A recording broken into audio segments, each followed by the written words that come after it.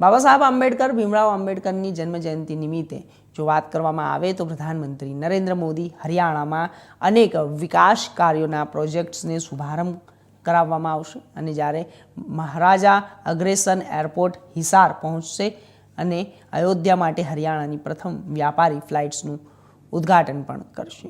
તો હિસારથી અયોધ્યાની પહેલી ફ્લાઇટ્સ દિલ્હીથી આવશે અને જ્યારે ફ્લાઇટ્સમાં સજોડ અને એક ખાનગી શાળા નંબર 34 વિદ્યાર્થીઓ દિલ્હીથી હિસાર ઉતરશે અને આ દરમિયાન પીએમ મોદી બાળકોને પણ મળશે અને જે પછી તેઓ એરપોર્ટ પર 410 કરોડ રૂપિયાના ખર્ચે બનેલા નવા ટર્મિનલ બિલ્ડિંગનો શિલાન્યાસ પણ કરશે। જાહેર સભાને સંબોધિત કરશે। 45 મિનિટની જાહેર સભા પછી તેઓ યમુનાનગર જવા માટે પણ રવાના થશે। યમુનાનગરમાં દીનબંધુ છોટુરામ થર્મલ પાવર પ્લાન્ટના 800 મેગાવોટના આધુનિક થર્મલ પાવર યુનિટનો શિલાન્યાસ પણ કરશે।